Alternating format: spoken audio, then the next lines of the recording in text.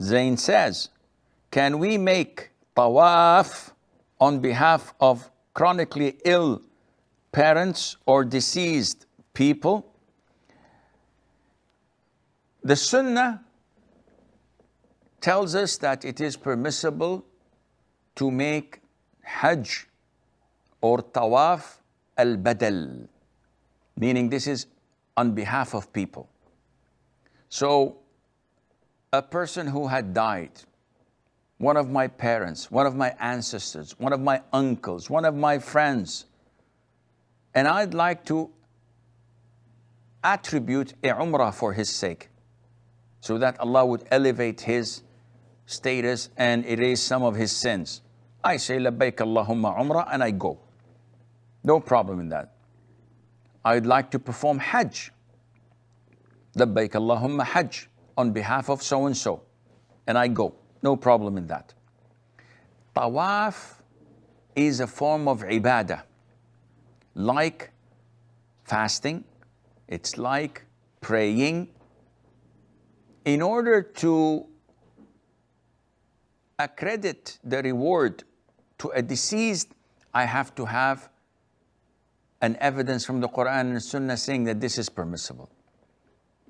And because I don't have this, scholars say that performing tawaf on behalf of a deceased person or chronically ill or someone who's healthy is totally prohibited, because it is not mentioned in the Quran and the Sunnah. So, Sheikh, can't we cascade the permission to perform Umrah and Hajj on behalf of a deceased also to Tawaf? The answer is no, because Tawaf was there at the time of the Prophet ﷺ, and he never directed people to do it on behalf of others.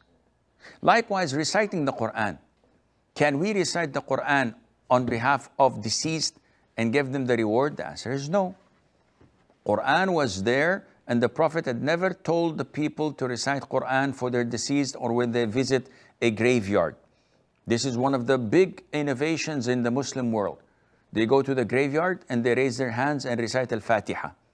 We are at a gathering and they say, Allahu Akbar. Last year, our brother Abdullah used to pray Taraweeh with us in the masjid. Now he's dead. Al-Fatiha, O people. And everybody starts reciting. What are you doing? So reciting the Fatiha. It's the most important and the greatest surah in the Quran. Say, I know that.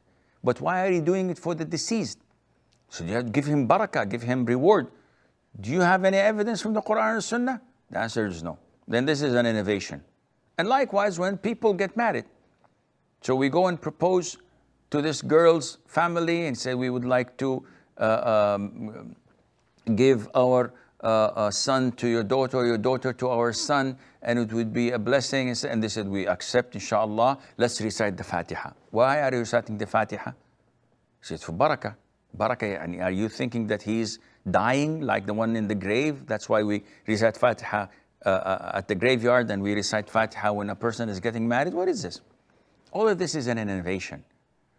Reciting Surah Yasin and giving it to the deceased is an innovation. Sheikh, reciting Quran. Yeah, I know reciting Quran. It's a good deed for yourself. You're getting reward, but you cannot simply sign it off to someone else, accredit it to someone else. This is not for you. You cannot simply pray 6 rak'ahs and say, okay, I'll take 2 rak'ahs and 4 rak'ahs, I'll waiver that to my deceased father or mother. This is not part of the Sunnah at all.